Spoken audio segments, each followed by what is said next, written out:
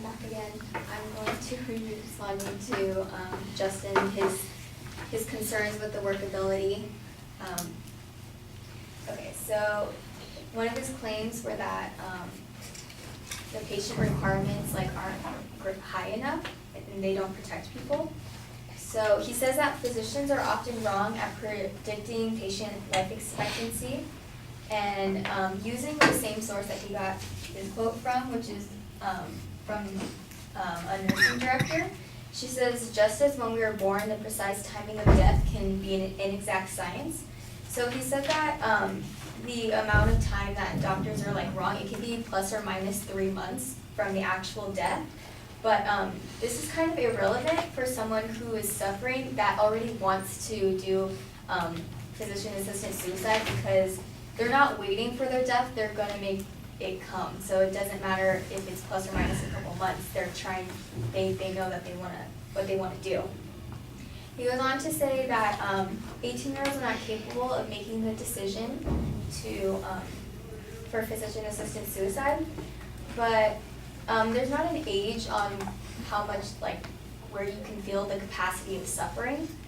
18-year-olds are also able to join the military, where they could die too.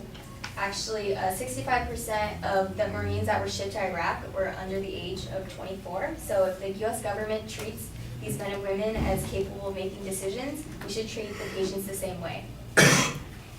Also, since 1997 in Oregon, a total of only 9 patients between the ages of 18 and 32 used PAD. So over the span of 20 years, only 9 people between the ages of 18 and 24 used it. We don't even know how many were just 18, starting off to be a young adult. So then secondly, he says that the prescriptions,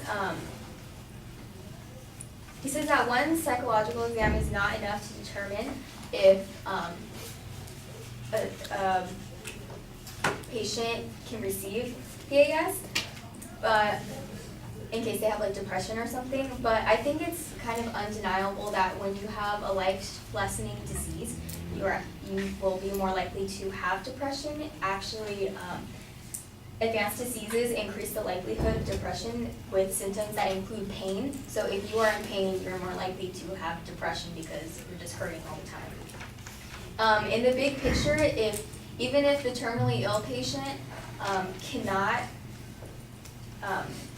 would be referred to another doctor if they were not mentally sound, they only have 6 months to live. That's why they're a terminally ill patient. And then he goes on, he says that it's impossible to regulate all the physicians to make sure that they comply with the law. Physicians don't have to report the prescriptions if they're not made yet. So if the patient asks for them but doesn't receive the prescription, then they don't have to report it. And then also in Oregon in 1999, so 2 years after the DWD passed, a legislation passed that required pharmacists, doctors must tell the pharmacist what the pills are for. So now that's 2 professionals that are held accountable for that. And after doctors spend about 14 years in school, I think it's highly unlikely that they're going to throw away this by not properly documenting their prescriptions.